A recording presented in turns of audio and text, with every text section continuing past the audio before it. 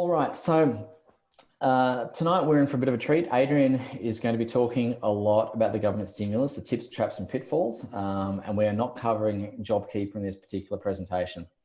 And the reason we are not talking about JobKeeper in this particular presentation is because that's being legislated tomorrow. So we're just going to wait and see what happens, what comes out of the Parliament as a result of that.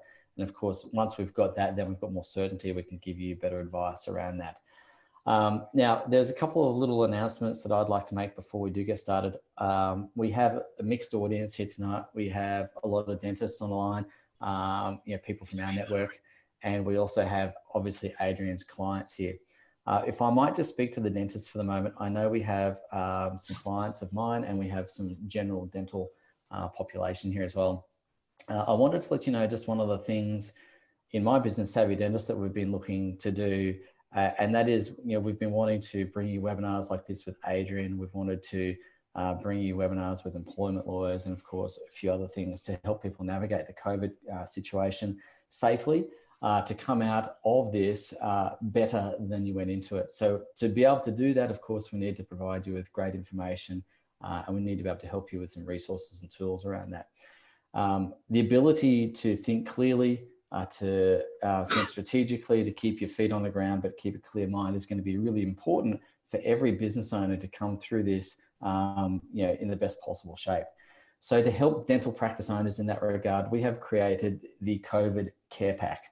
And the COVID Care Pack is where you're going to be able to access these recordings, such as Adrian, such as the ones we're doing with employment lawyers, plus some of the resources that I've got that I'll be able to share a few things with you there to help you get through that as well. It's going to be the essential elements you're going to need to be able to navigate through this coronavirus situation safely. So for those people who are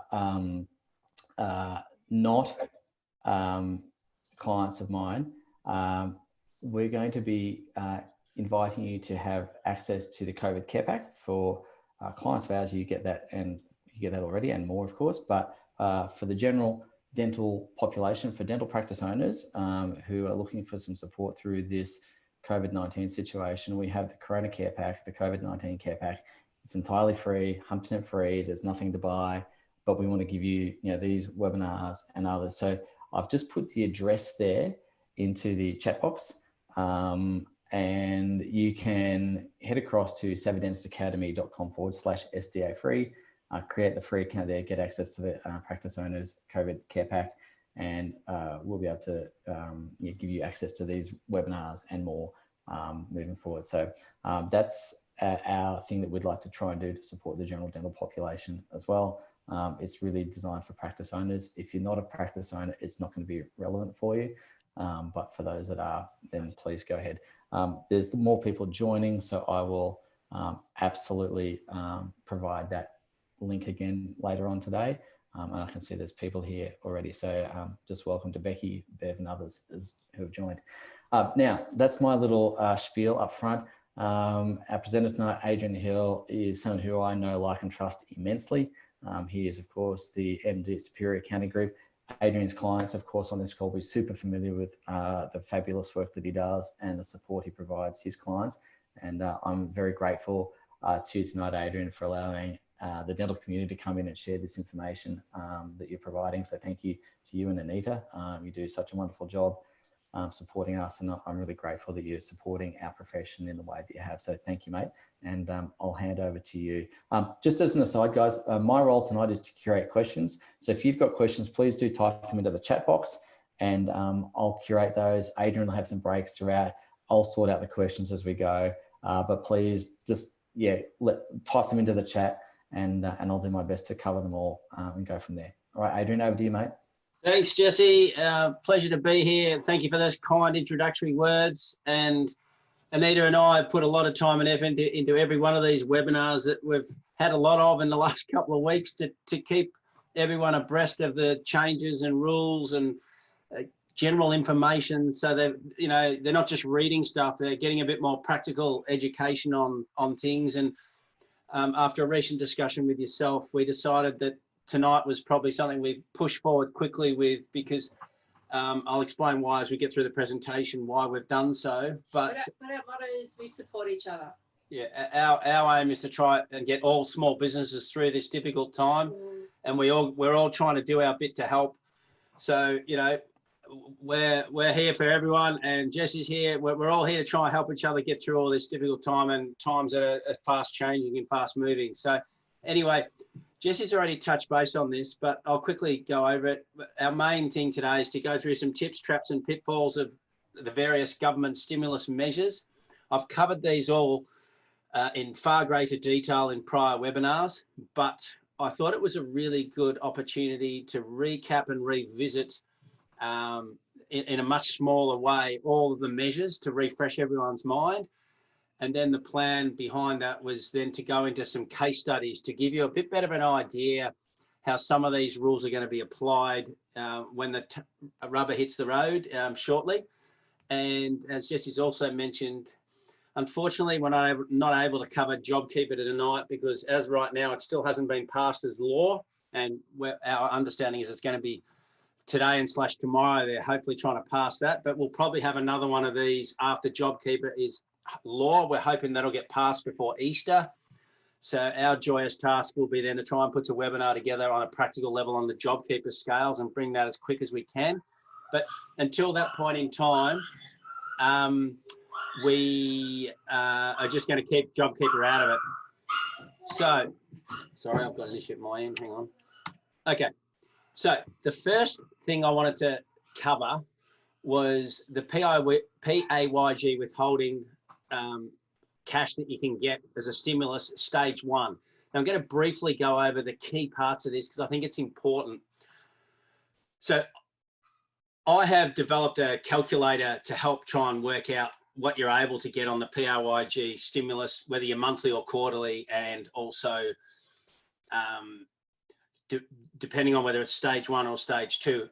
I'm not going to go through the calculator tonight, but what I do want to cover is just the really, really important bits that I think you guys need to remember.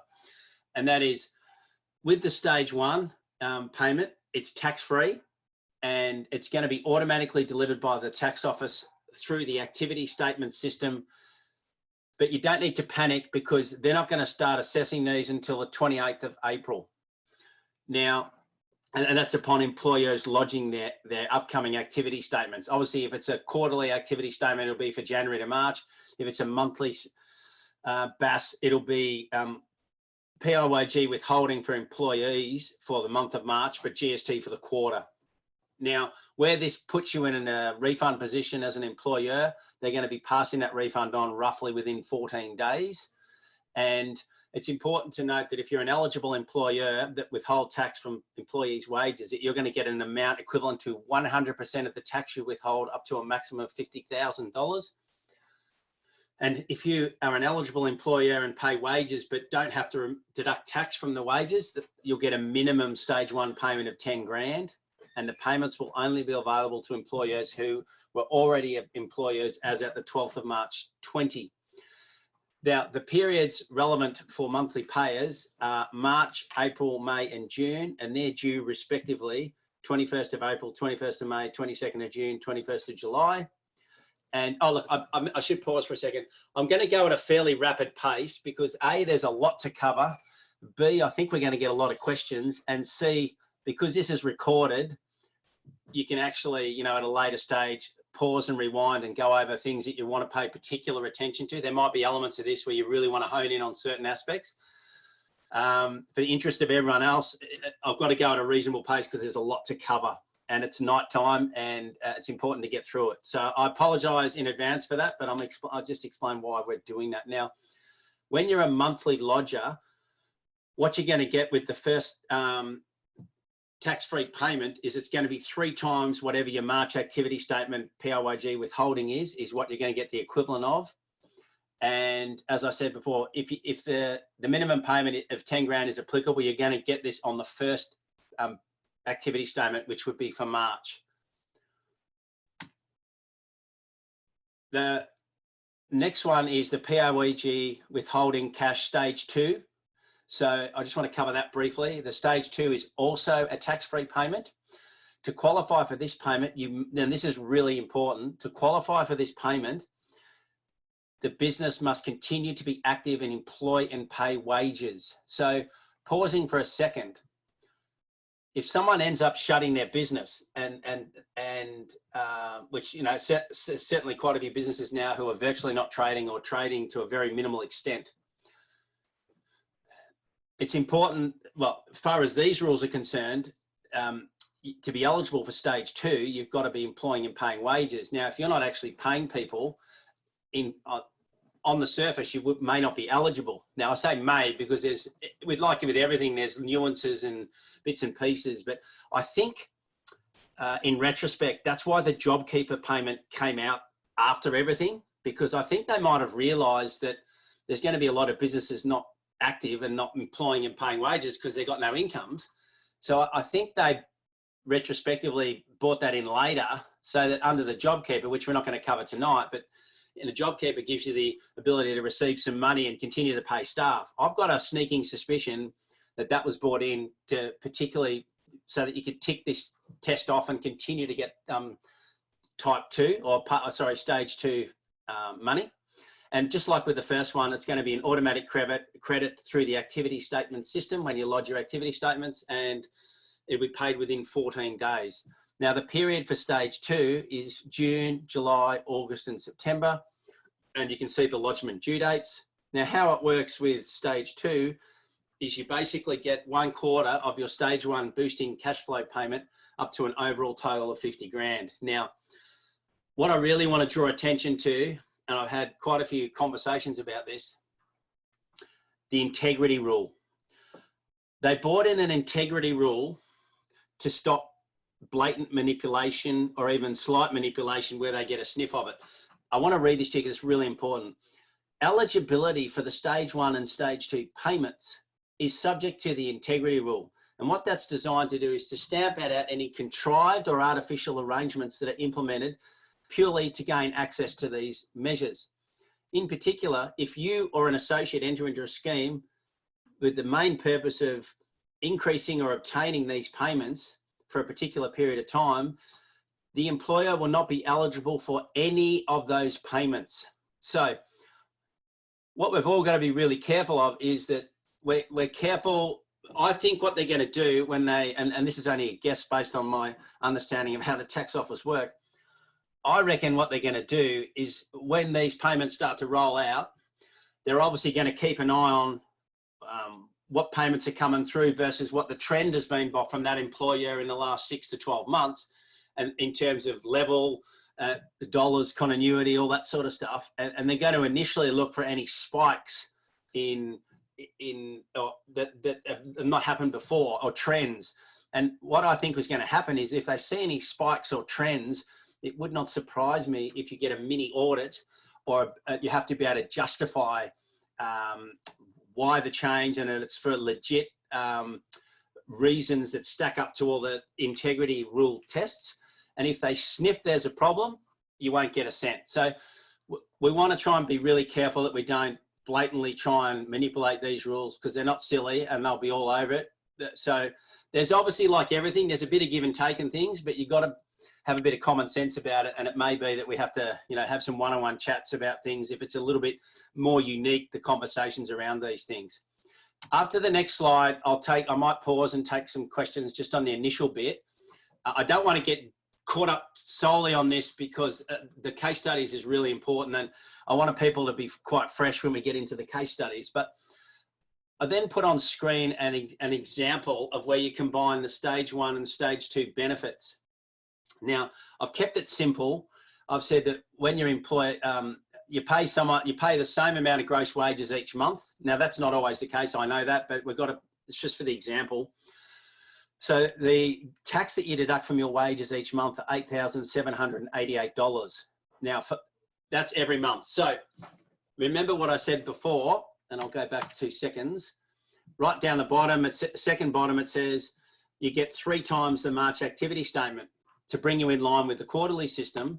What that means is 3 times $8,788 is the 26,364. So what that means is, by paying $8,788 withholding tax in March, you will, part of the stimulus package, as long as you meet all the other criteria, you will get 26,364 coming back through the activity statement system. Now we're going to come back to the practical side of this in the case studies, but just on a theoretical side, 26,364 is what you would get. Now, just as a general rule, just by the way, that they're not going to look at these till the 28th of April and then 14 days to process. My gut feeling is you won't see this money probably till about mid-May. So you might want to just plan around that.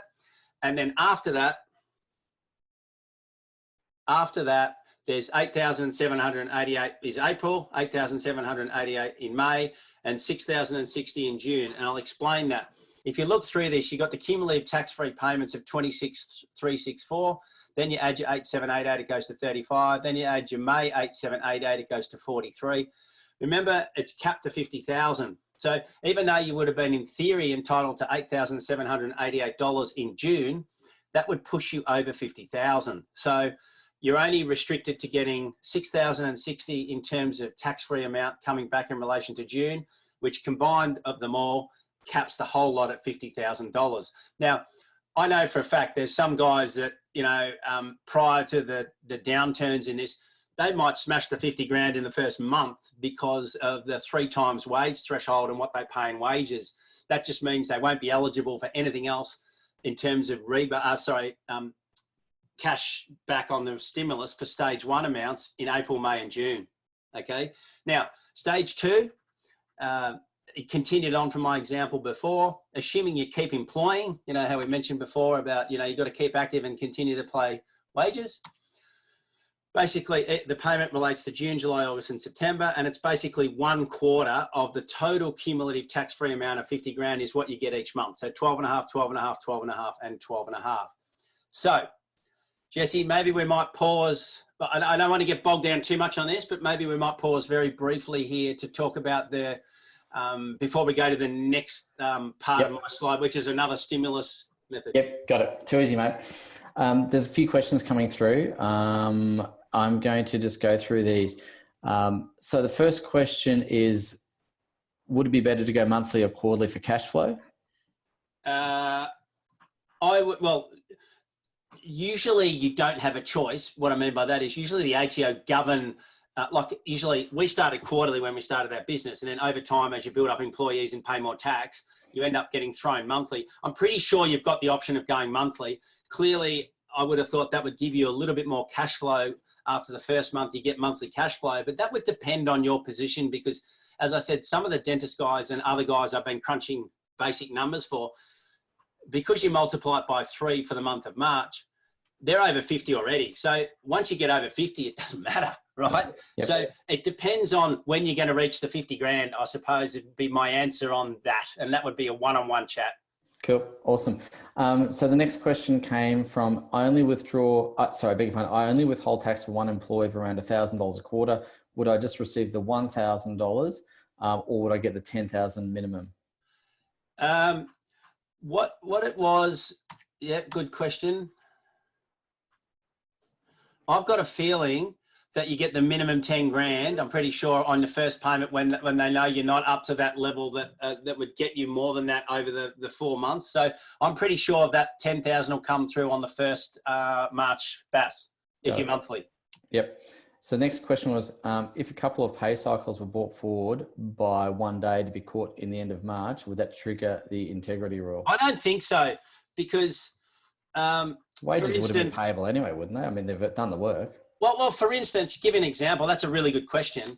If you have a fortnightly pay cycle and your third fortnight happens to be the 1st of April, right? I wouldn't yell at you bringing that forward a day to the 31st because, as you know, with fortnightly cycles, there's 2 months of the year where you have 3 fortnights, right? So if that's not to me a blatant manipulation, that's a timing thing that you happen to benefit from if it's close. If that was the 7th or 8th of April, I don't think you'd have a chance to be able to do that. But if it was... Horse is bolted, we can't do it. Yeah, and the horse is bolted anyway, but the reality was I would have thought your pay would have had to been at the start of that month to have some chance of being able to manipulate that slightly. Okay. All right. Ladies and gents, if you could just help me out with one thing. I've got questions coming through a couple of different forums here. I've got the Q&A section and the chat section. If you could just help me by putting the questions in the chat section, I can see there's questions in the Q&A, and I'll come to them. But if you can keep them in the chat section, just means it's one less thing to monitor. I've had 2 or 3 people message me that are dentists saying, will we get a recording of this? Yes, we've built out the COVID care pack for dental practice owners. It's totally free. You're going to get recordings of this. You're going to get recordings of other webinars we do for dental practice owners. You're going to get some of the stuff. I'll put some stuff in there as well. All you got to do is head across to savvydentistacademy.com/SDA free. And I've put the link in the chat box, not in the Q&A as the person asked. So please just check that out there. That recording for all dental practice owners will have access to that. I don't care if you share that link with your mates who are practice owners, go for it. It's a freebie. It's there for everyone. Okay, so there's nothing there to worry about. So let's get on to other more taxing questions. When you say your business should be active, does that mean we see, does that mean we see patients for sure, including paying wages via JobKeeper as well? Or is this a question? How I see, my understanding of the rules is active just means they expect people to be employed and have wages paid for them. So for instance, look, that's where I think JobKeeper is going to come in to help supplement that. And we probably won't get caught up into that at the moment. But my understanding of it is they're just wanting to see people employed and have wages paid to actually get stage 2. Okay, cool. So there's another question here. I have a company. I'm the director, also the sole employee in inverted commas of my company, as I pay PAYG tax quarterly. Do I get this rebate too? If you're drawing a wage, then yes, you are. Yeah, if you're drawing a not legitimate wage, but if you're drawing a gross wage, having tax deducted, and you're paying tax on that personally, then absolutely you would still qualify because you're an employee. Whether you've got 1 employee or 10 employees, it comes back to the overall tax level and how that factors into these multiples and all that to keep it at 50 grand. Some people might not qualify for the 50 grand. That's okay. But there's an upper threshold. You may not get there. Okay. In February, 2 employees resigned. I had an overlap in March for handover, so the pay was 15% higher, but it was true. Is this going to be an issue down the track? I don't think so, because if it gets questioned, there's commercial justification here. The integrity rule is really to stop manipulation. Yep. That's clearly got a commercial justification, and I wouldn't feel too concerned about that. All right. Now, do we actually have to pay the 8788 in your example, or does the ATO simply see that you owe the ATO that using the single touch payroll? I'm going to cover that in my case study. I've just used that example so you could get a feel for how this calculation works and how the cash comes back. I've got some case studies later that will cover the practical side of that, which will answer that. Great. And then, sorry, mate, there's more questions coming in. I thought we're getting all the PAYG tax back from the 1st of July 2019. No, I don't believe that's correct. Is that what were you getting? I thought we were getting all the PAYG tax back as of 1st. No, I think they might be thinking about something else that hopefully will come out in my example. I'm not sure what that question means, but I know I'm covering PAYG income tax installments soon. I don't know if that's what they're talking about, but if it's about PAYG withholding from employees, no, I don't think that is the case. I'm not fully understanding that question, but I don't think that's the case. Got it. Okay.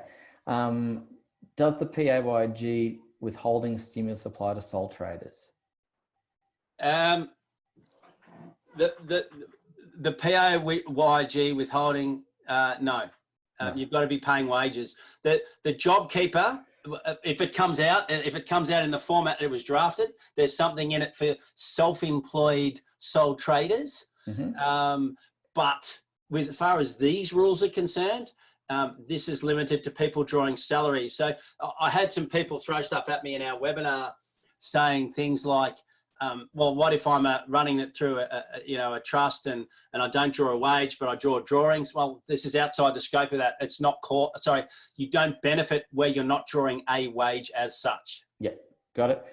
And then we've got, this is tax-free. However, is it obligation free? Does this have to be paid back at any stage in the future?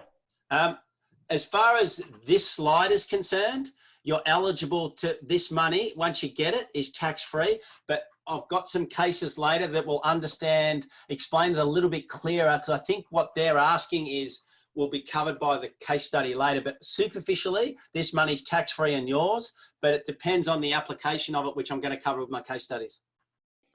All right, mate. I think we can We'll move on. We can rock on. Yeah. Okay. All right. Thanks for your questions, guys. Awesome questions. Yeah. Please keep them coming in the chat box. Thank you, guys. Now, next, I want to cover, and there's a lot on this slide, and I don't apologise for it. I'm going to go through it very slowly because these measures are really important. The first one is these are administrative support measures that the ATO and government have put in place to help on top of the stimulus cash that I've mentioned in the prior slides. So the first one of these is where you can vary the PAYG income tax instalment amount. Now, let me explain. I hate the fact that it's PAYG. How you got to remember it is in the first 3 slides, that was PAYG. So in other words, sorry, I won't use that words. It was tax withheld from your salaries. We call it group tax. I used to call it was group tax when I started. That's how old I am. But it was group tax in my day. And I like to refer to that because it's too similar to this. But PAYG tax is the same as tax withheld from wages. What this is talking about, PAYG income tax instalment, is where you actually are paying. It used to be the old provisional tax. Sorry, I'm showing my age again. What it is actually paying income tax in advance. Now, the first measure available, you can vary your PAYG income tax instalment amount to nil for the March 2020 quarter. And as we know, we're at the start of April now. So the March 2020 PAYG instalment amounts are starting to come out and have got to be processed and paid by the 28th of April. So we've got a bit of time here. There's no need to panic, right? But you've got the ability to vary the PAYG income tax instalment amounts to nil for March. And those who choose to vary their 2020 March instalments to nil can also claim a refund for any instalments made for their September and December quarters. Please note, PAYG income tax instalments are only paid by companies and individuals, and they can vary them. Trusts do not pay PAYG income tax. The reason is because trusts do not pay tax, okay? With a trust, I won't get into it now, but I think most people generally understand, with a trust, the distribution goes to the beneficiary and the beneficiary pays the tax, which is usually individual or a company, right? So the companies and the individuals are the ones that pay PAYG income tax instalments, and they're the ones that can vary them. Now, I really want to highlight the next point. Varying your PAYG income tax instalment to nil for all of that year will mean 100% of your 2020 tax liability will be due when your 2020 tax return is lodged. And that's going to be around about May 21, and you'll have absolutely no credits to offset it. Now, I'll pause there for a second. I want you to know that because varying installments is great and it might help you get some cash now, but you've got to be aware that it's a timing thing, so that in about 14 or 15 months, you're going to have to pay all of that tax liability. But you know what? This is where the one-on-one chats come in. It's not going to suit everybody. We're going to talk through and find out what's appropriate for you and your family and your circumstances. And we're going to cover the one-on-one chats later on. But it's important to understand. But having said that, on the other side of that coin, it might be the difference between surviving and not surviving. So it's just another one of the cash flow measures we can look at to see if it's appropriate. Now, the next thing that they're allowing is deferring for up to 6 months the payment date for BASs, including PAYG withheld from wages. The tax office currently, right as we speak now, having spoken to them today, are allowing extensions for payment to the 14th of September 2020, which is for companies and individuals and trusts, because BASs trusts still have. It's only income tax assessments they don't have. And on that next point, defer up to 6 months the payment date for tax assessments. So using the same concept, the ATO are allowing extensions for payments to the 14th of September for tax assessments for companies and individuals. Now, it's our understanding that super guarantee may also be deferred for up to 6 months. However, don't take that to the bank, because right now It's not confirmed. We've heard whispers of it, but we'll have to wait for that to play a bit further down the track to know whether that's actually locked in or not. And the other thing to note down the bottom, which is extremely generous for anyone who's ever been caught by the ATO with things, any interest is being auto-deferred, where you put a plan in place for deferring your tax for 6 months between the 23rd of Jan 20 and the 22nd of Jan 21. So I might pause and ask for questions on that before I go to the next bit. Yeah, there's a couple of questions, mate. Hi, Adrian. How do we claim a refund? Oh, hang on, that's coming through. How do we claim a refund on the instalments made for September and December 19 quarters? Do we revise the lodgement on our ATO portal? Okay. For our clients, what we're going to be doing is, after we have our one-on-one chats, there's going to be an action plan, right? And part of that action plan is if we all decided between our advice and your situation that you wanted to vary March to nil and also get your September and December back, we would be doing that for you on your behalf through the ATO portal. Got it. Cool. All right. I'm not sure if this person's a client of yours or not. So if they're not, then they'd probably want to take that up with their accountant. Yep. All right. Do you have to apply for deferrals on BAS payments, or is it automatic? You have to apply for every deferral. There's no automatic anything. One case by case, BAS by BAS, tax assessment by tax assessment. It has to be done one at a time. And once again, with our clients, if anyone wants deferrals, we'll be doing that for them. We'll be ringing up the tax office and applying for them on their behalf. Okay. So here's a question, and it's prefaced by saying, I know we don't know all the details on JobKeeper yet, but if we claim a refund for previous PAYG instalments, will that be taken or considered as income in inverted commas? No. I'll cut you off there. Sorry, mate. How that works is, these are basically tax instalments that you're getting back. So all it really is it's not income to you. It's not deemed to be a variation of income. It's not deemed to be your income getting this money back. Mm-hmm. All it effectively is a refund of tax instalments that you've paid that you'll have to pay back again in a year and a bit's time. All right, no worries. And that means that they're not going to be disadvantaged because it bumps their income up to show that they didn't drop 30%. No, because it's not income. It's not deemed income. No. Yeah, so hopefully that answers the question there. All right, what's the quickest way to be granted deferral if I want to do it myself, online or a phone call for personal? To that person, if you've got an accountant, get them to do it, because they've got the resources and that to do it far quicker than you. And I also think the tax agent hotlines are manned by people designed to have a bit more of a clue. If you ever rang up the tax office before, you could get 6 phone calls and get 6 different answers. So I wouldn't be banking on anything being done from a normal phone system. I would be seriously banking on your accountant helping you out with that, because at the end of the day, with all these measures, some measures you guys have to do, we can't, but your accountant should be helping you with all of these things, because that's something they can help with, and it takes a lot of pressure off. Okay. Adrian, I missed a question earlier, mate. I'm really sorry, but this person bought two dental practices about 5 weeks back.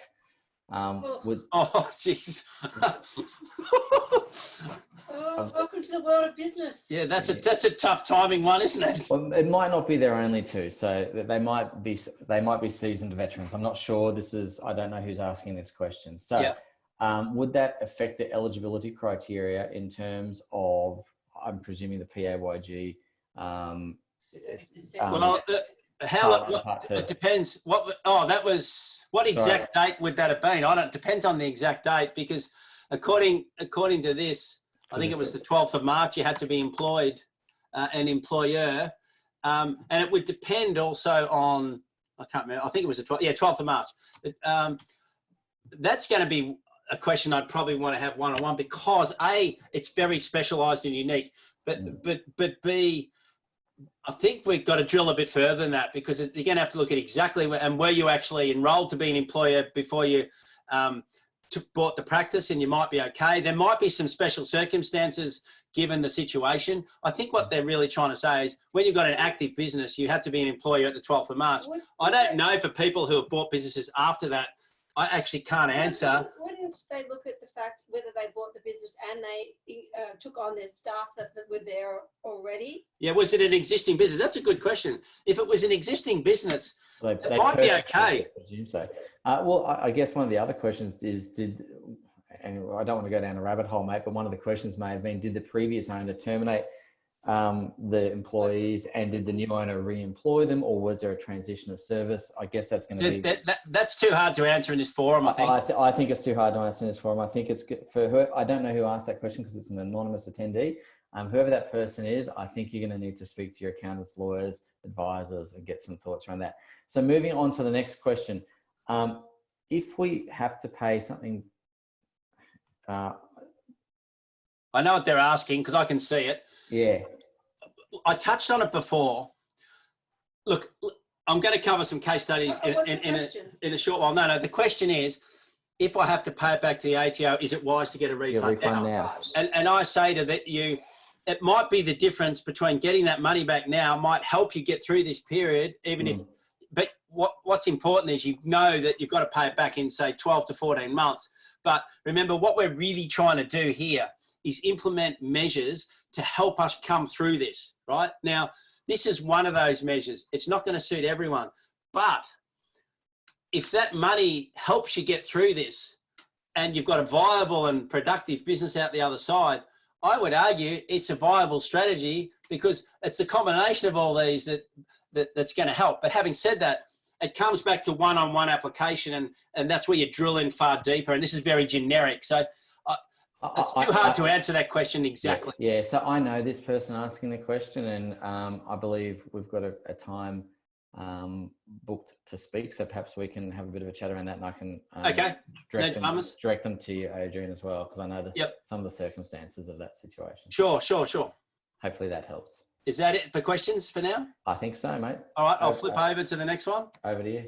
Okay, now I'm only really putting this up because we've had a few people ask about it. So I just wanted to very quickly cover off on access to superannuation. It's one of the rules stimulus measures that's available. There's two things. It's not a lot of money and it's not easy to get. So I'm going to go through that now. Basically, it only allows individuals affected by the coronavirus 10 grand this financial year and 10 grand next financial year. Both are tax-free payments. It is really designed for individuals. Yes, it is. Yeah, not so much like your companies and stuff. No. It's really for the individual.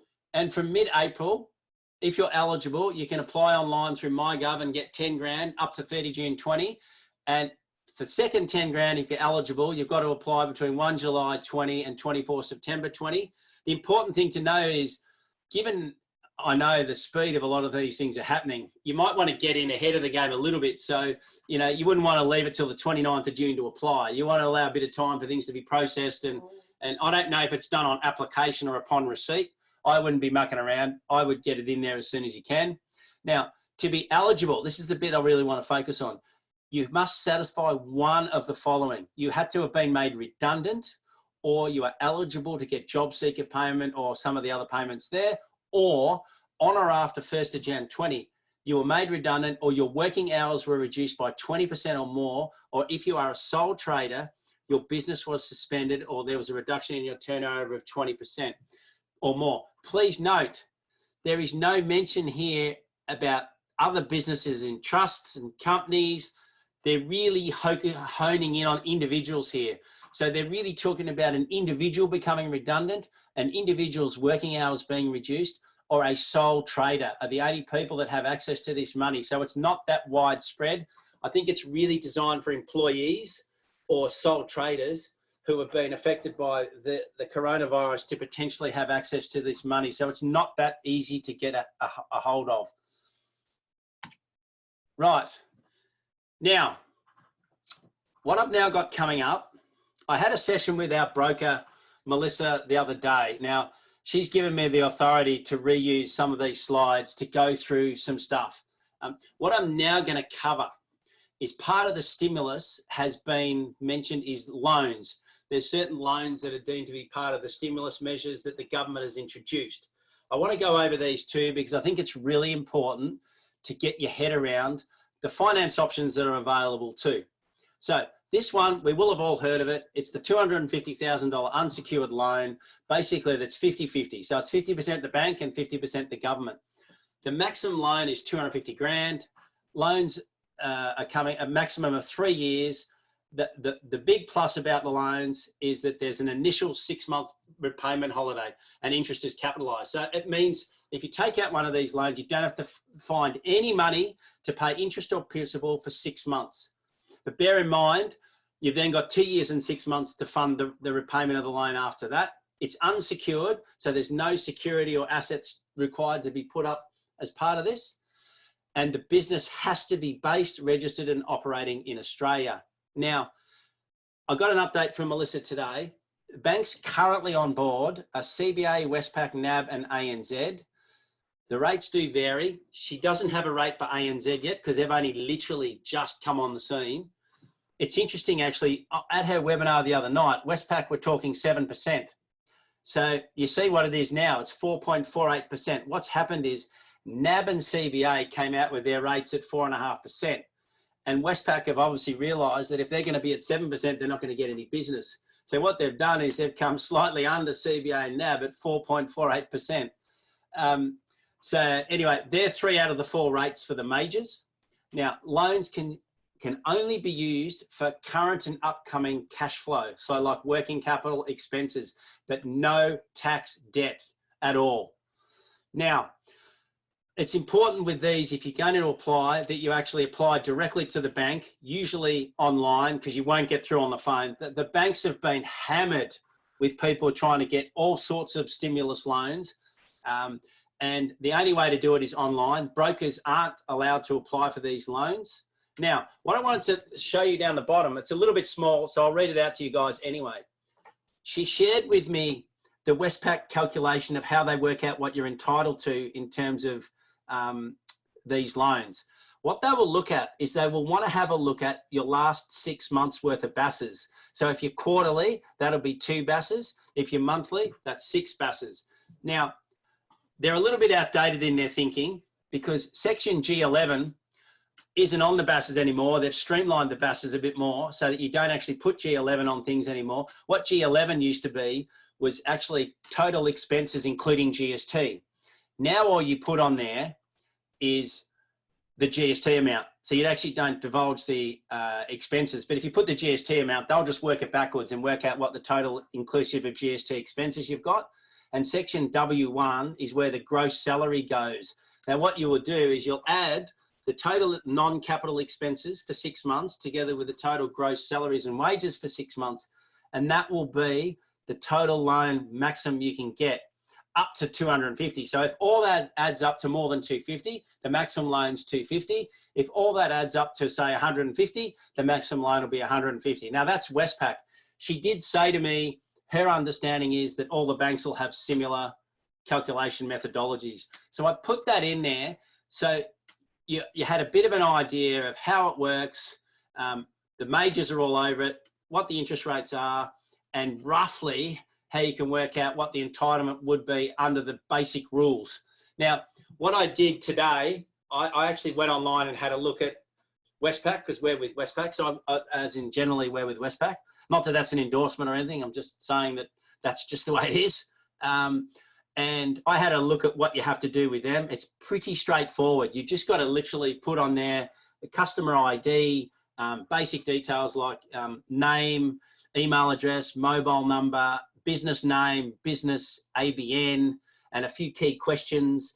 And I had to look, then you had to put in things like, you know, gross wages and this and that. Then you hit submit. And it basically then says to you, we'll see you in a month. We're so very busy, we'll come back to you. So we'll see you in a month. I don't know how long it's going to take for anyone to come back, but I'm doing this partly to find out what the process is too. I'm interested because I'm going to be dealing with a lot of people. I'm also interested to know what the process is. So I've gone through that today and it was very, very straightforward and not too involved. And having said that, the government have said all along, we don't want this to be onerous. We want this to be simple. But like everything, until you do it, who knows? Who knows what hoops are going to have to be jumped through? Who knows how hard it's going to be or easy it's going to be? They've sold it as an easy one, but time will tell. Okay, the next one.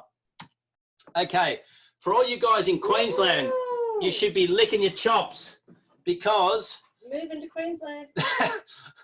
Yeah, when Melissa brought this up the other day, I just went, you're kidding me. Why can't all the other states come to the party here? Okay, I'll go through it quickly for all you Queensland people. Now, you have to be domiciled and running your business in Queensland, so you can't manipulate this, right? They've only got $500 million worth of funds for this scheme. So I reckon it's going to go quick, and it's getting a lot of coverage, and it's a brilliant product. It's for low interest. Oh, sorry. There's one thing I forgot to say. Sorry, guys. Sorry to digress. The other important bit I missed on this slide is that this loan is drawn down fully in advance. Yep. So in other words, when you draw the loan down, you have to draw the whole 250. Now, the other night I said to Melissa, okay, let's say I draw the 250 and I get through the 6 months and I've only used 100, you know, or whatever, right? You've got the ability to put the rest of the money back, but once you do that, you don't get it again. Do you understand what I mean? So if you only use 100, you could potentially, if you know you've got through it, and you'd want to be really sure you've got through it, right?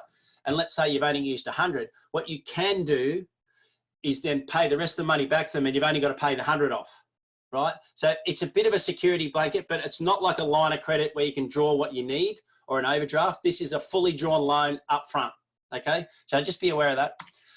Sorry for missing that before. Now this slide, this is for low interest loans of up to 250 grand, just like the other one, for working capital and overheads, wages, rent, stock, etc. Loans up to 100 grand are unsecured. From 100 to 250, what they do is they take a general security charge over the assets of the business. The maximum loan here is 50% of your business's annual wage expense, which is interesting, up to a maximum of 250. But one of my clients recently told me, because they're applying, and there's a disclaimer on this, I don't know for sure, but they've told me and I do trust them. It is my understanding that drawings in lieu of a trust distribution at the end of the financial year can also be included in this calculation of wage expense. But I have not had that confirmed. And I believe it's on their website with a lot of this, and this is one of the Q&As, FAQs or something like that. It's got this in there. So I haven't seen it. I've just heard secondhand about that. But for the guys that are running businesses through trusts and you're drawing drawings and taking distributions and not drawing a salary, or you're paying salaries for employees, but you're not drawing one yourself, that might help you get closer to the 250 because of the calculation. But anyway, I think that's a very practical methodology, because as you've seen so far, no one else is factoring distributions from trusts and drawings into anything. So I think it's pretty liberal and pretty now of these guys. But have a look at the next point. The first 12 months is repayment and interest free. That's why they shut the borders early. Yeah. They didn't want us all coming. To stop everyone moving to Queensland. As I said to someone today who's from Queensland, you get the good weather and you got the best bloody loan product too. But anyway, now years 2 and 3 are interest only and fixed at 2.5%. That's nearly 2% lower than the other loan. And you get a 10-year loan term, not 3. They want to keep their businesses. So this, to me, out of everything I've seen, is the best loan product that's out there in terms of the way they're looking at it, flexibility, not committing. You've got 12 months interest free, low interest rates for another 2 years, 10 years to pay it off. Brilliant product if that's what you want to go down the path of. So does that mean the Queensland government have got more money that they can support? I don't know where they're funding it from, but come on, the rest of Australia. Yeah, no, we need to get out there and petition our relative states, like local government, because they can't do this, and the rest of Australia just... Well, states can do things what they like within rules, within reason, sorry. We need to petition the rest of the states. Okay. The next thing I want to bring up is another stimulus measure that the federal government brought out. That's the ability to defer loan payments. So the first slide is the most crucial. You must have suffered loss of income specifically linked to COVID. Now, what Melissa said the other night when she came on our presentation was, if you harp on nothing else, or if you drill and really hammer or anything else, it's COVID everything, COVID this, COVID that. That's the important part. Well, no, but I'm just saying, don't mention anything else. Don't give them an excuse. COVID is everything. Now, interest is capitalised again here, effectively extending your loan out. Credit rating is unaffected. Now, you can generally get 3 or 6 months. Some are stopping payments, some are reducing payments, and some are going from P&I to interest only. Once again, I've gone through this process to get an education. The banks that I deal with, you send something, you do something online, and seriously, it's about 3 questions. Now, to give you an idea, I've been waiting a week and a half for someone to call me back so far, and I still haven't heard from them. You've had a few text messages. They've been keeping us up to date, saying we haven't forgotten you, we're getting there, we're just being swamped, you know, and emails and all that sort of stuff. So some banks, what they're doing is giving you 6 months straight off the bat. What others are doing is giving you 3 and reassessing at the end of 3 and possibly give you another 3. There's no rhyme or reason. It's bank by bank. Do not wait until you default. If it is a problem, apply ASAP, because once you've applied, you're in the system. So if you default and you've applied, that's in your favour. And the most efficient way, just like the other one, was to apply online. You will not get through on the phone, no chance. And as I explained, it's a very, very simple process. And supposedly they'll ring you back to discuss at a later date. I've actually heard people say they never rang. Some people never got called back. They just got an email to say it's been put in place. And I've got others to say they got called back. So who knows? I think the busier they get, the less likely you'll get communication from them on a verbal sense. So yeah, who knows? And the last is refinance or access existing funds. So what this is going back to your old method of, if I'm not going to use any of the stimulus things I've outlined previously, is the old fashioned refinance or access. So to actually refinance to a new lender to pull out equity to help you, or to access existing lending funds you've got already in place.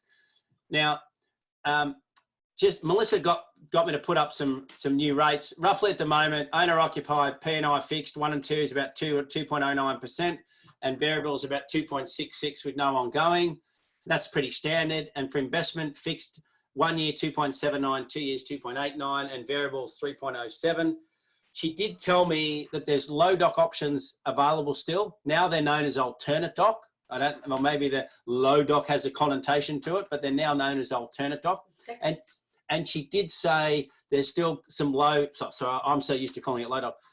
There is still some alternate doc options available. However, with a lot of loan products, cash out restrictions do apply that do vary lender from lender.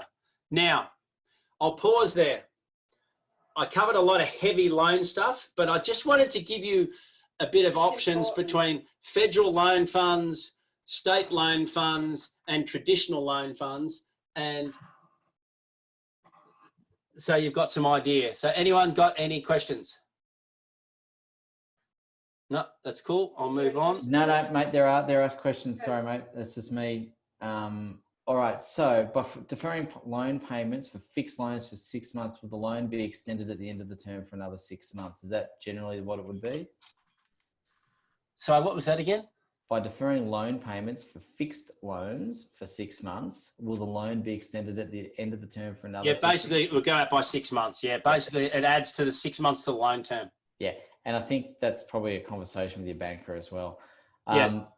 By deferring loans, interest is capitalised. Assuming cash flow is not technically an issue because we have enough savings, are we worse off deferring? Do we end up paying more, or is it beneficial from a money standpoint to defer payments, keep money in the offset, and capitalise the interest? I can't answer that because that's definitely something you've got to have a one-on-one discussion about to refine this into personal stuff. That's too hard to answer. Yep. I think that's, okay, in regards to deferring loan payments, is interest still calculated during the period of time? While yes. Now, interest is going to be charged and capitalised. Is the answer to that. I think even I can answer that one. Is this Vic government 10,000K business support fund interesting? Yeah. Okay, there's a link there for you later, mate. Yeah, but it's about a grant and all that sort of stuff. There are some grants available from Victoria too. I don't know a lot about the grant. It might be getting on and seeing what's involved. And if need be, I know who that person is. They can talk to me about it one-on-one. Okay, and then how do you apply for the Queensland loan deal? I'm pretty sure they've got a website, and it's all on the website, just like everything else. You apply online. So government website, presumably. Yes, I think if you Google, let me go back. Treasury, Queensland Treasury. I don't know who it is, but if you Google a Queensland loan scheme, actually, I know where it might be. You could probably also talk to your local member of parliament around that as well. No, I don't know where the actual website, but I don't think it'll be that hard to find. If you Google stimulus Queensland loan, I reckon it'll come up pretty quick. Yeah. All right. Cool. Awesome. Okay. That's it for that one. I'll move on. Yep. Go for it. Oh, here it is. Someone's put something up there. Someone's put something up. It's Q Ryder or something. QRIDA. So Q Ryder. QRIDA. Thank you for that. Okay. Is it reasonable to ask your banker for essentially a pause in your loan, i.e. without interest capitalised? I've heard some I don't think they'll do that. I think you can ask anything you like, but I think in this environment, they'll probably do what they're doing for everyone and just do it, defer it and capitalise. Look, my question, my response to that is ask the question. The worst you're going to get is a no. Correct. So better to ask. If my wages are reduced through COVID, I'll need to put my staff off so I can pay my home loan. Can I ask the bank for relief before I actually have to put the staff off? I would have thought yes. So hang on, I will need to put my staff off so I can pay my home loan. Can I ask for bank for relief? Well, yeah. Look, once again, this is one-on-one sort of stuff. It's probably beyond the scope of this because it's getting a bit personal. But I know who that person is. We're going to be having a chat, and I think. Look, in a perfect world, if you can keep your staff on and you can afford it, and this is a means to do it, and that's great. It depends on what your capacity, if your income's dropped, percentage-wise, what capacity it's running to. There's so many variables here. I think we'll probably need to talk about that outside of here. Good. And Q Ryder is first come, first serve, so act quickly. Absolutely. So because once those funds are gone, there's no more. Yep, great. So thank you for that. Awesome. All right, mate. I think it's back to you. Okay. Next. Oops. There we go. Okay. Now I'm about to go through some case studies that I'm hoping will help clarify some practical application of some of the stimulus measures I've spoken about before. What I really wanted to do was put it in context though. And that is, like all of you guys, we've been really working hard on absorbing all the government stimulus measures that's been coming thick and fast the last couple of weeks. Now, as I said previously, we've had a lot of webinars and we've tried to cover a lot of the measures and provide you a lot more general details. And then what Nita and I have been doing the last few days is we've sat down to design a structure and process for us to hold one-on-one sessions with every one of the business owners that we advise. And it's at that point that we started drilling in a bit more from the government measures and asking lots of questions about how the various measures were going to be implemented by the tax office and the government and how they cross each other over. And then we started to think, oh, there was all these questions we didn't get an answer on. So then we phoned the ATO Emergency COVID Hotline and asked them some of these practical questions. Now, our case studies that we've put together below have been solely put together based on our reading of the publicised material that's been relayed to us by the government and also by the various questions we asked the tax office in our one-on-one chats. The last 2 points are really important.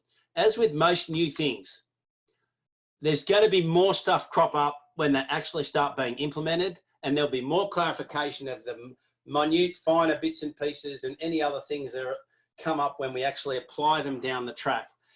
But rather than wait for, I don't know, 4 weeks, 6 weeks, however long it takes to uncover all the little nuances and little things, we thought it was far more practical for business owners to share what we've uncovered now, even if there's slight variances down the track when we get application on them.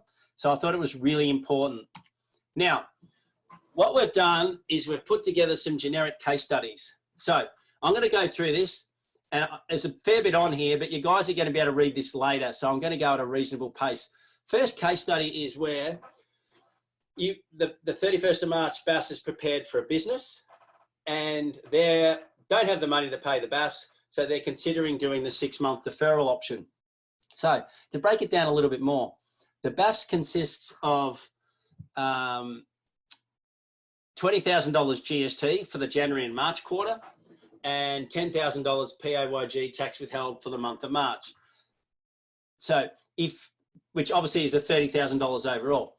If you defer the March BAS, you must defer the entire BAS amount of 30 grand, and it's going to be interest free and is payable on the 14th of September. Now, as I covered in my prior slides, if you're eligible to receive the stage 1 PAYG booster, which I'm going to assume you are in this case, you're entitled to get 3 times the tax paid for March, which is $10,000. So you're entitled to get $30,000.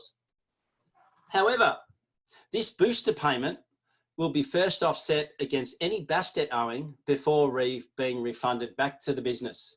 So in this example, you would not receive the booster payment of 30 grand at all, because it's going to be used to pay off the March BAS deferred amount of $30,000. Next case study.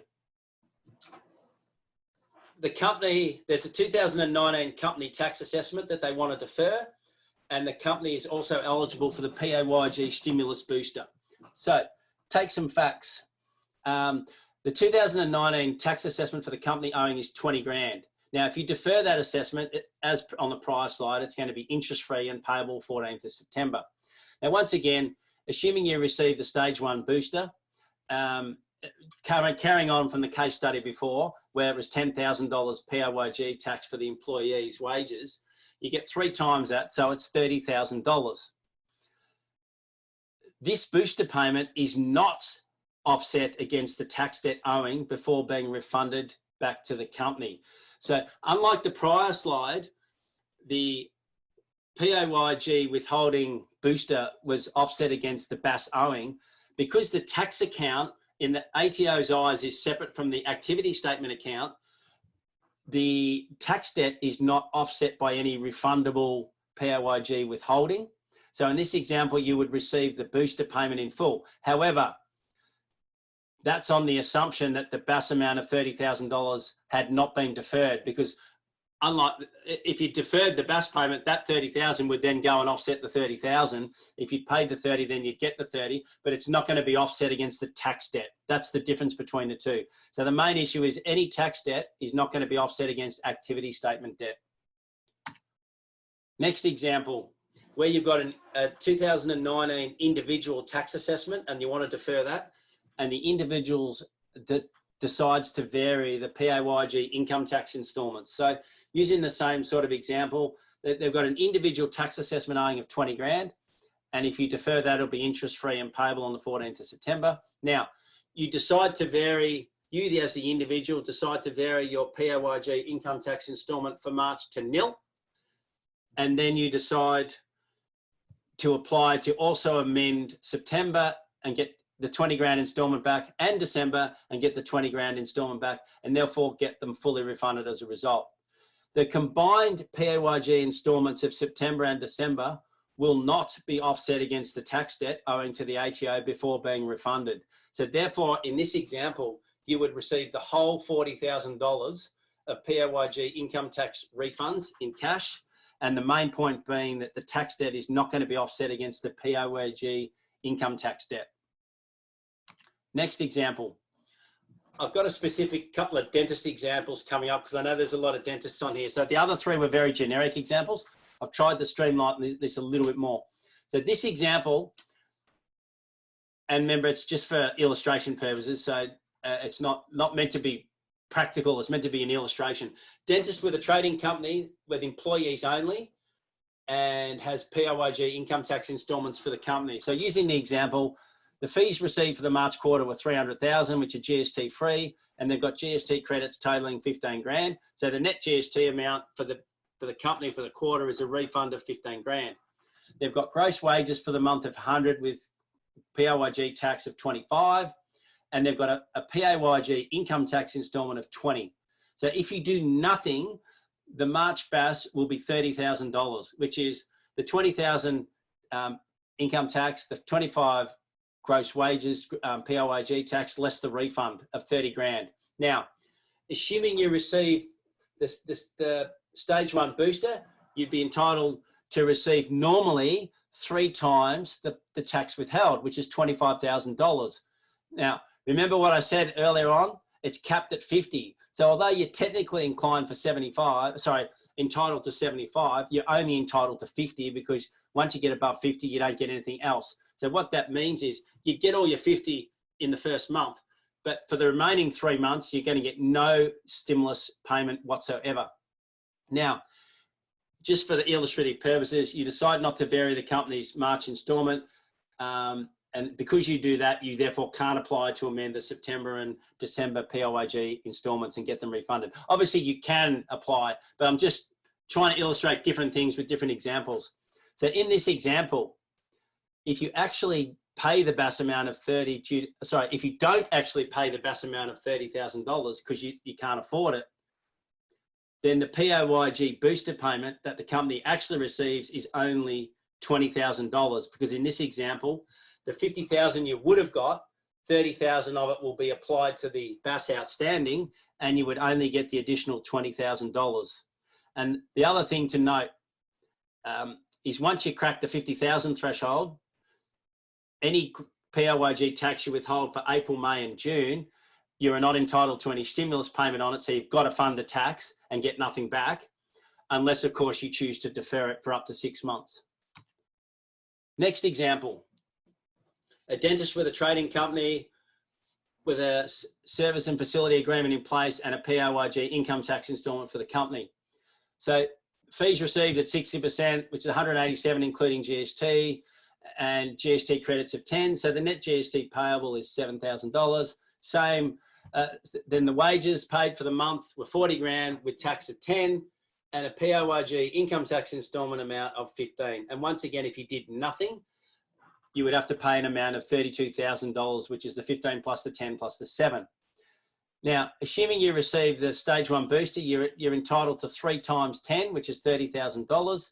And once again, for illustrative purposes, you decide not to vary the PAYG income tax instalment, just to keep the example simple. In this case, if you don't actually pay the BAS again of $32,000 due to cash flow, then no PAYG booster stage 1 amount will be received, because you're only entitled to 30, you owe 32, so you still owe $2,000. So in this case, you may decide to vary the PAYG income tax instalment, but that's obviously something that's got to be discussed personally.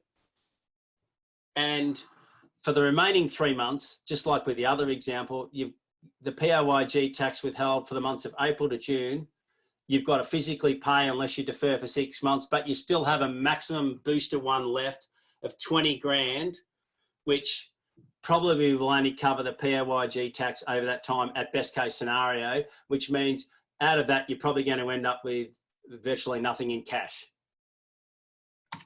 Last case study.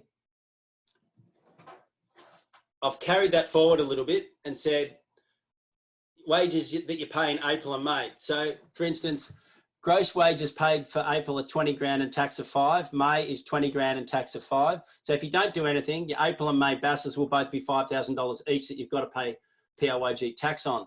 Assuming you receive the payments 2 and 3 for the stage 1 booster, the maximum you would get back is $5,000 for each, assuming you haven't cracked over 50. In this example, if you actually pay each month, if you don't pay each month, then the $5,000 you'd be entitled to get will only pay what you owe, and therefore you wouldn't receive anything. So therefore you're not actually receiving any booster cash for April or May in this example. Now, there's a lot in those slides, and I've done it intentionally because when Nita and I, sorry, I just need to take a drink. When Nita and I really started drilling into this, we asked a lot of questions. And when we got the answers, we sat back and went, geez, I don't reckon this is as great as what I thought it was going to be in terms of what you actually get back, especially in circumstances where the business is not trading a lot and doesn't have the cash to pay what's owing on the BASs or the monthly group tax, right? Basically, in those situations, most of your payments, stimulus package payments you're going to rely on are actually going to be offset by the booster payments that you would get to pay the tax, or sorry, the activity statement debt that you've deferred. So I didn't want to generalize, and there's quite a few examples, but I was just wanting to get people to get a general feel for the fact that if you don't pay things because you don't have cash flow, I don't think you're going to see a lot of booster payments floating through the door. So were there any specific questions? I'm happy to go back to an example if someone wants me to go over something again, right? Yeah, there's mate, there's a couple of questions here. One of the dentists has just asked if you could go through the case study again, the one before the SFA. That one? The one before the SFA, whichever one. Yeah, I think that's that one. That's the FSA. So that one. Yeah, I think so. Okay, could you just quickly, because I think this is quite a common example for lots of dentists here, could you just walk through that just in a slightly slower pace, please, mate? Yeah, no dramas. No. Okay, so in this example, they've got employees as dentists, so they're not in an SFA, and they've still got to pay tax because I'm running it through a company in this example, right? So the fees received for the quarter were 300 grand, but they're GST free. But then through all the overheads and expenses, they're entitled to some GST credits of 15 grand. So that leads to a net GST position of a $15,000 refund. I think that makes sense, right? So the next element of this BAS is that the gross wages were 100 grand for March with tax of 25 grand. And the company tax installment that they're paying for the quarter is $20,000. So if all things being equal, and we weren't in this position we're in now, normally this BAS would mean you've got to pay a figure of $30,000, which is the $20,000 income tax installment, the $25,000 tax on the wages, minus the refund of 15 leads to a net position of 30 grand. That makes sense to that point, right? So this is where it gets a little bit tricky because of the way the stimulus, and that's why I covered the example right at the top, is because that flows into here. A lot of dentists who are heavily employee who have a lot of, basically have employees only, will have a pretty large monthly wages and tax bill, right? So PAYG withheld bill for employees. Now, in this example, that $25,000, because it's for the month of March, for the stimulus, normally you would be allowed to get 3 times that as your stimulus payment, which is 75 grand. But if you can remember back to the first slide, it's capped at 50. So even though you're entitled to 75, in month 1, you're going to get the whole stimulus of 50 grand. But what that then means is any wages and tax you pay for employees for April, May and June, you will not get any stimulus on because you've already got your 50 grand. Now, I'm not going to worry about varying PAYG installments because that just complicates it. That's why I kept it out of it, right? In this example, if you get to now and you go, I've got a 30 grand BAS bill, but damn, I've got no money to pay it, right? What's going to happen is when the booster payment comes, which will be about mid-May, instead of getting the 50 grand, they're going to automatically offset your activity statement debt of $30,000 and you'll only receive 20. But as it means down the track, any tax you withhold for the remaining 3 months, you actually have to fund yourself unless you choose to defer it because you've got no stimulus left on that period. Does that help at all? I think I slowed it down a little bit. I think that does help, mate. And I know that person well. And I think that's, yeah, he's just said that's great. So okay. Thank you. Great. Just a couple of other questions, mate. There's one question here, and this is probably a loaded question, mate. And so I'm going to throw it to you and see how we go. Is this a good time to be switching accountants, or would you advise against it given the current situation of accountants being inundated with high volumes of work? That's a really good question. It's a personal one, right? That's a really good question. Now, there's not an easy answer, and this is probably a loaded answer, right? To a loaded question. And I would say to you, it's probably not a perfect time to change accountants, but if you're getting donuts in this space, getting no advice, no help, no one-on-ones, and you're flying blind in this highly inflamed environment we're living in, I would potentially argue there's not a lot to lose. But it's also, it depends, because it's not an easy time to move. And it also depends who's doing your bookkeeping, who's doing your accounting.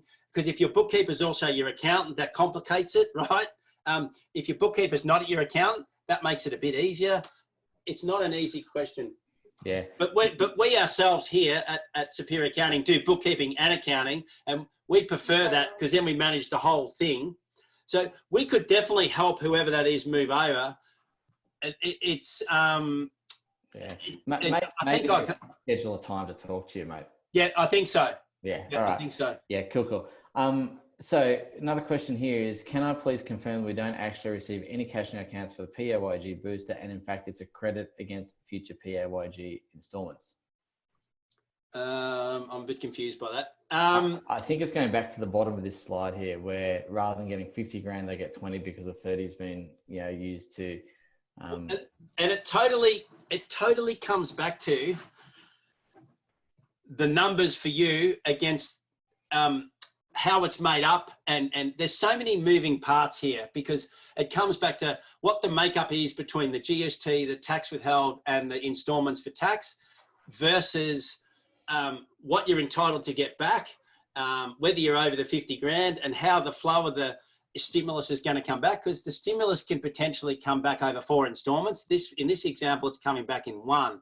But what it does mean, though, is no matter what, and this is really important, if you defer your BAS payment, if you get any stimulus relating to the BAS, which is the stimulus 1 and stimulus 2, it's first going to be applied to any deferred BAS payment. Yep. I think that's what they're wanting. I'm not sure. No, I think this one's asking, in this example, yes, you would get the 20,000. On this example, you would receive the 20 grand in May, but then you get nothing between April and June. Yeah, so it's going to depend on where they're up to, right? So it's going to be a case-by-case thing by the sound of it. Adrian? Sorry? It sounds like it's going to be a case-by-case thing. It is. No, it absolutely is. What I was trying to highlight by these various case studies is it's not as simple as I'm entitled to this stimulus and I'm going to get the coin, right? It comes back to, have you paid your BAS? Have you paid your tax? How does the timing of all that flow? And that there is a lot of conjuring going here. So if you can't pay it, right? If you can't actually pay the BAS, the majority of times you're not going to see much stimulus. Yeah, got it. I'm getting some stuff through Q&A. Yes, for the dentists on the call, once again, you will get access to this recording and other recordings to do with our COVID care pack. I'll put the link into the chat for you again. It's 100% free. Go and get the COVID care pack. The recording's going to be there. You can go back through this video again as many times as you need to. Same with the employment lawyers, plus the other resources there as part of that pack. It's the COVID care pack for dental practice owners. The link's in the chat box. So for those people who are asking about the replay, yes, you definitely can get it.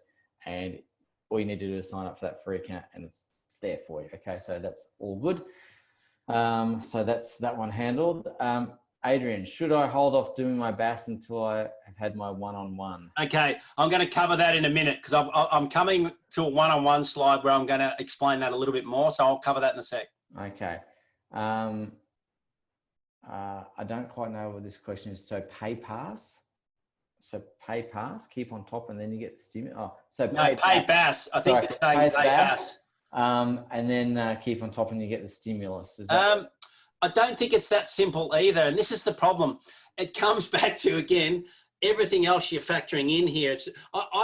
What I was trying to show you is everyone, based on the discussions out there, were thinking they were going to get all this money come flowing in, right? And it's not that simple. That's what I'm trying to highlight here. And you've got to personalize that to your situation one-on-one and work out exactly what you're entitled to and consider all of these options that we've covered and what's appropriate for you and what works for you. Yep, got it. Adrian, could we have case study 5 again, please? What was that? Case study 5? Okay. This is the SFA one. And look, in a nutshell, fees received for the March quarter, 187 including GST, which is $17,000 GST income. with credits totaling 10 would be a net GST position of 7 grand. In this example, the gross wages for March were 40 with tax of 10, and the PAYG instalment is 15 grand. So the overall BAS, if everything else was being equal, is the 7 plus 10 plus 15, which is 32 grand. Now, assuming you're entitled to the stage 1 booster, you get 3 times the 10 grand PAYG, which means $30,000. I'm not going to mention about the PAYG income tax instalment. So say you don't, once again, because of the situation, have the money to pay this BAS for $32,000. What's going to happen is, even though you're entitled to $30,000 PAYG booster stage 1, you'll get nothing, because it'll be applied against the BAS that's been deferred of 32, and you'll still owe $2,000. Obviously, you still have the option to not have to pay that by varying the PAYG income tax instalment, but I just didn't want to put that in here because it's just an added complication or an added layer I didn't want to bring up. It's we could make this so complicated. You can have every layer known to man, and we could have 20 case studies, and I didn't want to do that. But what it does mean is that's March covered. Now, if you keep employing people for April, May and June, what that means is, obviously, whatever tax you pay for April, May and June, you obviously have to pay each time you lodge. Now, if you don't pay, just like with this example, you can defer it, yes, in theory, but remember, you're entitled to whatever you pay for the month to get that booster payment again for that whatever you pay for the month. So it's going to automatically be applied against the deferred amount for every payment that you should have made and didn't make. You're not going to see any of it. So what that really, the moral to the story here again is, again, it's going to be offset if you don't pay it. Now, I'm not making the point, pay it, pay it, pay it. You might have no option. You might not be able to pay it, right? And that's where it's one-on-one, and I don't want to generalize. I don't want that to come out of these case studies. What I'm really wanting people to see is, out of these case studies, is that the tax account is treated separately to the activity statement account, right? So they don't contra those things. But any booster payments, they're part of the activity statement account. So they will always be contraed against any deferred BASs and things, right? But you still do have the option of varying installments here to not have to pay the company tax, which will help out. But it's the combination of all those things and the variables involved is where the one-on-ones come in, because it's too hard to generalize with everything. But the point I'm really trying to make is, it's not as simple as I'm paying wages, I'm going to get all this money. That's what I really wanted to make clear out of this. It's nowhere near that simple. Yeah, cool. Just as an FYI, I've had some questions emailed to me, which I've been checking, but they mainly relate to the JobKeeper situation, which we're not covering tonight, but we will be running a future webinar on that. Correct, mate? Yeah, my plan, or our plan, not my plan, we run this together. Our plan, I'm hoping like hell that the government pass this tomorrow, right? And that my joyous task over Easter will be to review all that and work out what's actually the rules have been compared to what they said they were going to be. And then if that all happens and they pass it tomorrow or Thursday even, and over Easter I get the ability to review all that, my plan would be to try and run a webinar Tuesday night on the practical application of JobKeeper. Now, that's obviously a big caveat of depends on when it gets passed. If it's not passed before Easter, clearly we won't be able to do it on Tuesday night. But having said that, we will have a webinar as soon as practical after it becomes law and I get the opportunity to digest it. We're going to have one of these sessions just on JobKeeper. And I imagine the back part of that JobKeeper webinar will be, if there's any crossover back the other way, I'll make sure I cover it. Yep. Cool. And all these guys will have access to that like this, okay? Yeah, same. And again, once again, just without, because I'm getting another question about it. Yes, you will get the recording if you're a dental practice owner. Yes, you can go and get the COVID care pack. And yes, the link is in the chat box, savvydentalacademy.com/SDA free. So it's there, guys. So please don't panic. We will get you those recordings. And yes, that next webinar we do will be recorded and you will get that as well. Absolutely. So it's going to be there for you. So we've got you covered. Okay. What we're trying to say is we're trying to get this information to you as quickly as we can, in as timely manner as we can, as accurately as we can, to give you the decision, to give you the information to make sound decisions moving forward. Now, if you're a dental practice owner, I realize not everyone on this call is. There's other things that we're covering specifically related to dentistry, employment law situations. Some of the resources that I've built out will be there as part of that COVID care pack. So please just relax. We've got you covered. It's fine. The recordings, you're good. You're gold. Okay, so don't stress. We've got that sorted for you. Adrian, I've got a few more slides, but we've covered the heavy lifting is done. And I don't apologise for those case studies. I wanted to give a bit of everything so people can then potentially use that to get a feel for themselves. You know what I mean? But one-on-one is essential. Now, this is the slide I was talking about. Okay, I mentioned earlier, and I'll say it again, we've been running a lot of these webinars in recent couple of weeks to educate business owners on the general stuff. So they know, generally speaking, how each of the rules work and a bit more detailed analysis of each of the stimulus measures. And I deliberately covered it in very, very brief detail, everything today. So you've got it all in one webinar. But, and I've mentioned it a few times, and I can't hammer this point enough. What Anita and I realised early on with this, aside from that it's a fast-moving object and there's curveballs coming from everywhere, was initially what we needed to do as an accountant who's proactive was to let you guys know the basics of everything. And in relation to one-on-one discussions that I've mentioned many times through this presentation, we have not yet been able to organise one-on-one discussions because there's still moving parts. So, for example, JobKeepers not law yet. Now, JobKeepers is going to be a pretty crucial part of this whole stimulus system and how it crosses over back and forth and sideways and everything else. JobKeeper is fundamental in that. And who knows, there might be something else pop its head out in the next couple of days that no one even knew was coming. And until that's law, we don't know exactly what's involved with it and what the ramifications are for everything else that we've educated people on that is law.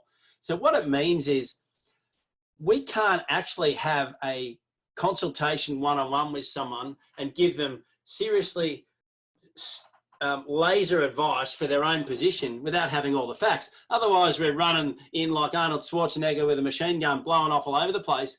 And reality is we're not achieving anything because JobKeeper comes out, other stuff comes out that I didn't realise, and that screws up every bit of advice and everything we've covered so far with these chats. So what we realise is we cannot have any one-on-ones until this stabilises. And I'm hoping that JobKeeper is the last piece of the puzzle. And once that law, and I get a chance to digest it, and that we run a webinar on the practical application of it, just like the practical application of all this stuff today, at that point in time, after the webinar, we are then going to be booking one-on-one consultations. Because what Anita and I have been working on in the background is trying to put together a system and a process to handle these one-on-one consultations with all the background information necessary to make it worthwhile and efficient. That's all going on in the background that no one knows about. And we're waiting on everything to stabilise on the legal front, and we have that webinar, and then we're going to start booking the one-on-one chats. And this is where the real value comes in to me. Now, the one-on-one chats, it's essential to have your March BAS finalised.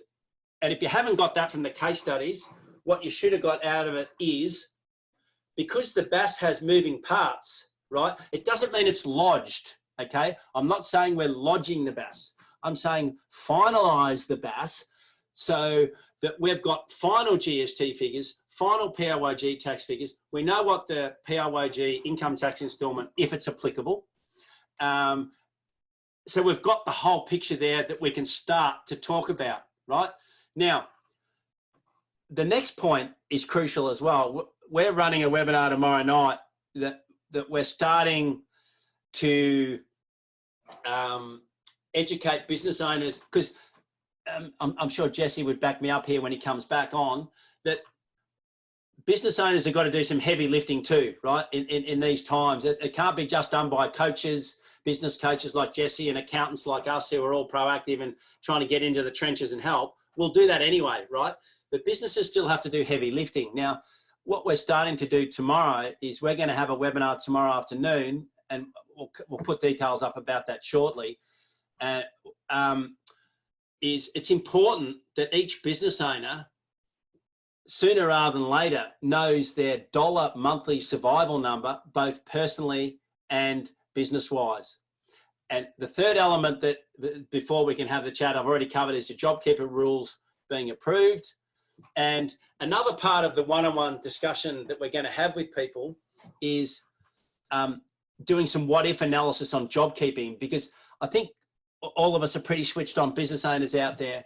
The JobKeeping is going to be a pretty full-on, but potentially a good system, subject to how the laws stack up and how they actually are implemented. Don't know yet, but potentially could be a blessing for some businesses, maybe not all businesses. But what the business owners are going to need to do is potentially assess each of their employees before our chat about who might be coming back if JobKeeper comes into play and at what capacity percentage. And part of that will be they'll have to do some of the initial heavy lifting, and then in our discussion one-on-one, we're going to do some comprehensive what-if analysis about, you know, throwing around strategies and options and working out what the best option is available to the business in relation to the JobKeeper rules. But the most important part is the bottom bit. After all of the above, and we actually sit down and have our one-on-one chat,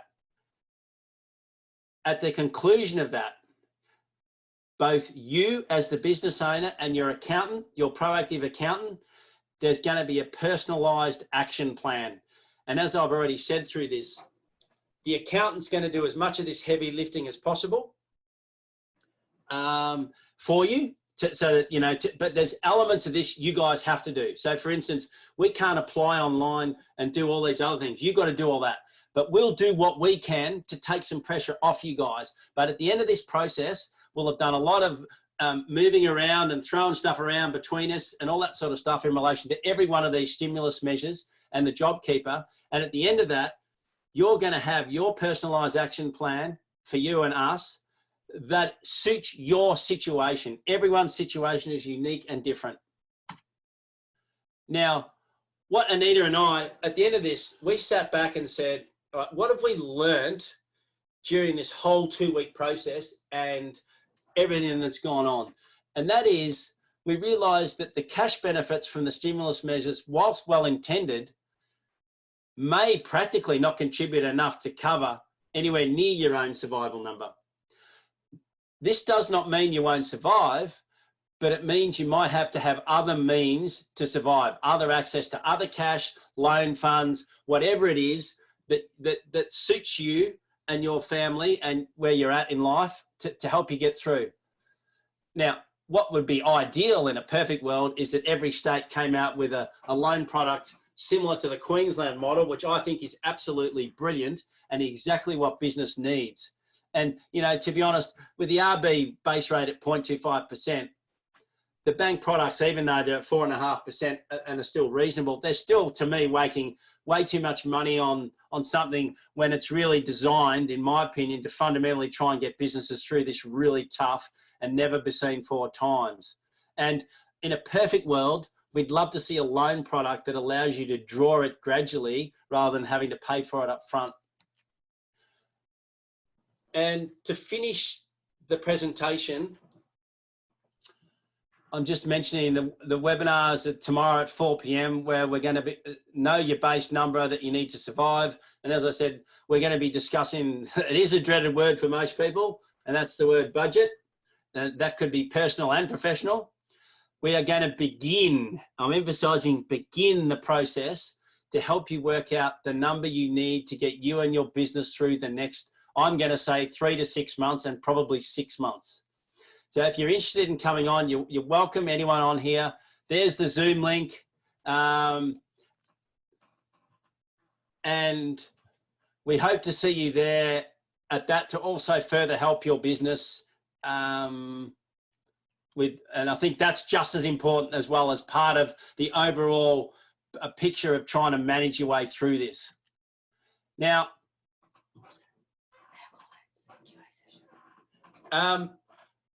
For any of our clients on the call tomorrow, on the webinar tonight, just a quick reminder that we've got a Q&A session tomorrow just for our own clients at 12:30 to ask anything remotely related to anything that's going on, including these slides. Please jump on there and get your personalised questions answered in a smaller forum. But as far as I'm concerned, I'm sorry, I apologise in advance. We've covered a lot of content, but it's really important content. And I think the refresher was crucial for you guys. What I want you to get out of this is to sit back now. Don't panic. I'm not wanting you to panic. I'm wanting you to sit back and reflect on everything I've said and think about what your plan's going to be and take some definitive action towards it. And there's no right or wrong, and there's no one size fits all. But it's important to have a tailored plan for you to get you through these tough times. And we're here to help in any way we can. And I know Jesse's here to help in any way he can. So we're here to support you guys wherever possible. Hey, mate, look, thank you for that. There's just a couple of questions coming through. And some of them I can probably speak to because I think this person I know.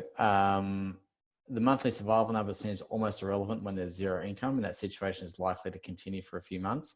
It seems dependent upon what savings that we have. So just as Adrian's got his Easter homework, my Easter homework is to build out a 90-day cash flow projection, with cash at bank and other things there, so we can map out what's going to be happening to that if that's your situation.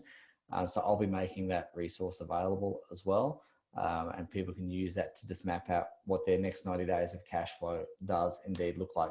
Totally understand that if you're a dentist and you're effectively practicing under these level 3 restrictions, that is in essence an economic shutdown, if not a total shutdown. And so we'll be providing you with a tool to assist with that for you. We've had, Adrian, could you just put the link up for tomorrow's webinar again? Sorry. Yep, that's cool. If you could do that. We've had, hello, Adrian, Jesse, is the interest accrued from the bank loan, Queensland government loan, tax deductible? Is the interest on the bank loan, is that what it said? Tax deductible? I would assume so, wouldn't it? Yes, it would be, for sure, because it's income producing purposes, absolutely. Yeah, cool. Okay, so I'm just going to put a caveat around this, mate. I know we're not talking about JobKeeper, but this is kind of related to the PAYG things, really. So with the JobKeeper allowance, if we keep our employees on the JobKeeper rate, do we have PAYG amount or PAYG tax to pay on that $1,500 a fortnight, which then gives us access to the rebate on that PAYG tax, or is that not the case? Look, obviously, there's a big caveat, like you said, on how the JobKeeper is going to work. But if we talk in hypothetics, so please, you can't make decisions based on this. That's what the next webinar is going to be, right? Yeah. It'll be specifics. Hypothetically, if you're getting a JobKeeper payment come into your business, we don't know yet whether it's tax-free or income. Put that aside, right?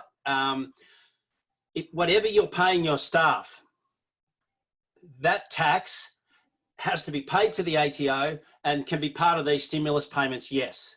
It just means that the $1,500 is a contribution to help you pay those things, right? But ultimately speaking, whatever your gross and tax is, irrespective of the $1,500 coming in, that tax is got to be on the relevant BAS, whether it's monthly or quarterly, and you've got to remit that tax, okay? It just means that I think the real logic behind the JobKeeper, we're a bit cynical, I think, but I think it's to try and keep more off the dole books as well, to be brutally honest, and put the administration back onto employers and the tax office as well. But take the cynicism out of it for a minute. I also think it helps you get the stage 2 rebate, the cash flow stimulator, if you're able to do that, because if you're shut, you wouldn't be able to do that. So it helps with that. I think what it's really designed to do, though, I think the intent of this is to keep your key staff that you want to try and keep paying on your books, doing some productive work, even if it's not in your current business. It might be in a remodeling of your business or doing stuff online or doing stuff on Facebook or whatever. You'd work with Jesse right? on And it's plenty of stuff that I know Jesse would be pretty creative with in these times, where you try and we might all come out of this with a totally different version of our business or a slightly different version of our business, but whichever way we go, if these people are getting money and they're still on your books, it keeps them mentally stimulated, and you're able to get some productivity. Might not be bread and butter productivity, but it might be to help the bigger picture here. That's not a bad thing. I think the intent of it is very good, but we've just got to wait and sit back and see what the practical side of it is. Yeah, and just on that, just to pick up that point, we did a webinar today, which was around the active retention of patients, and we spoke about leaning and creating content and how to do that effectively and well. So, you know, planning content, creating content, syndicating content. And so for all the guys that we work with, that's going to be a huge part of, you know, keeping your team meaningfully employed and engaged throughout that process. So again, there's a heap of things that you can do, a heap of things that I believe you should do. Notably, active retention of your patient base is going to be super important. Adrian, there's a couple of requests here. Could you please get a copy of that Zoom link? I'm just doing it now. Into the chat box. Yeah, thank you. I'm just trying to find the chat box. Hang on. Okay, cool. Sorry if this has been covered. Is there a minimum amount of PAYG to be paid during the month? There it is. It's there. Okay, it's coming. Is that all I had to do, or do I have to hit enter? Hit enter, mate. It hasn't come through. There you go. There it is. So there's the link for the webinar tomorrow, guys. Jump on that with Adrian. He's going to be running you through survival numbers. Now, again, for the dentists on the line, I've got a tool that I'll be building for you over the Easter break to help you with that. And that's going to be just something that you're going to want to pay really close attention to over the next little while. Jesse, can you share that with me just for my own benefit to see what they're doing and get an idea of what they're looking at from their point of view? It's not going to go past Anita and I at all in any way, shape or form, but it's just to understand what you're showing to these guys and what they're doing. Yeah. Hey, mate, just really quickly, when you pasted that link in, sorry, you just shared it with me, not the whole team. So if you can paste it in again and then just click panelists and everyone, then everyone gets it. Otherwise, I've just seen it going, yeah, there it is. You're dealing with a novice here, mate, so just bear with me. That's okay. It's all good. That should be through now. Has that come through? Yeah, that should be there. So hopefully, yeah, good. Cool. Great, got it. Cool. Excellent. I don't have too many other questions coming through, guys. So as we wrap up, if you've got any last minute questions, please pop them into the chat box there. We'll ask them. I know it's been a bit longer than usual tonight. It's been a lot of material covered. And once again, Adrian, on behalf of all the dentists here, and I'm sure on behalf of your clients as well, I really appreciate the amount of work that goes into creating presentations. I do that for a living, so I know how many hours it took you to do that. Not just the creation of slides, but gathering the information, sorting the information, you know, really kind of distilling it down to the nuts and bolts of what's essential. So I know you've put a lot of work into that, so thank you. And I appreciate that, and I won't lie to you, mate. For 2 weeks, I haven't done any other work other than put webinars together. But anyway. Yeah, I understand that a lot more than you might appreciate. So that's cool. I think there was a question here. Sorry, mate. If it's already covered, is there a minimum amount of PAYG required to be paid during the months of June, July, August, and September to qualify for stage 2 of the PAYG cash booster? Okay, can I just go? Oh, did I get out of that? Did I? Hang on. What have I done? I don't know. I've done something at my end. Hang on. Hang on. So why don't we put that in tomorrow's webinar, mate? Basically, just so you know, so just my so dogs are showing. Dogs are on the screen. Yeah, don't worry about my dogs. Basically, the stage 2 is a direct link of stage 1. So it's 1 quarter. I don't know if you remember the slide. It's the first couple of slides. Yeah. If you get 50 grand in stage 1 through all your different months or in 1 month, stage 2, as long as you keep employing people, will be 1 quarter of the 50. So 12.5 each month for June, July, August, and September. Yeah, but you've got to keep employing people. That's the correct. Right? Correct. So again, for the person that asked it, I'd suggest that maybe that's a one-on-one question around your own things as well. So that's all cool. All right, we've just got lots of people saying thank you, Adrian and Anita. That's great. Oh, are dental clinics available for the business support fund? I don't know what the business support fund is. Sorry, can you say that again? I don't know what the Are dental clinics eligible for the business support fund? I'm not sure what the business support fund is. Sorry. No, that's more the I think what you're saying, I'm not sure. I think you're asking that support line I've rung up is more for tax agents. I think that's what you're asking. I'm not sure. Oh, okay. It's the Victorian link. I think you're going to need to just check that out. Yeah, I know the person asking this. I think you're going to need to have some specific one-to-one advice. And that's grants. That's about grants you can get in Victoria for changing business models and all this sort of stuff. That's what that's about. That's definitely one-on-one looking into and possibly running it past your accountant before you take action. Yeah, cool. Ladies and gents, we might wrap it up there. I think we've covered a huge amount of territory. And again, really just want to say thank you to Adrian and Anita for putting all that information together. For the dentists on the call, just once again, I've had another question about, will you get the recording? Yes, you will. Yes, you will. You will get the recording. I promise you, it's there. All you've got to do is get the COVID care pack for dental practice owners. This recording and other recordings and other resources will be there for you to safely navigate the COVID situation, come out the other side in a strong position, ready to grow again. So that's our commitment at Savvy Dentist to helping you as a practice owner. And Adrian is an integral component of that as well. So, so all you've got to do is hit that link. It's free. There's nothing to pay. Grab it. It's good. You're covered. Okay. So I just want to say one thing is that, yes, this has been a lot of hard work to actually put all the pieces of the jigsaw puzzle together, but we really want to share this because as you've seen, it's not quite as clear cut as we all thought. And so we want as many business owners to know this so that they know that don't just rely on the business stimulus package. Understand that, you need to have other things backing you. So we really want this to be just shared to support, as our motto says, support each other.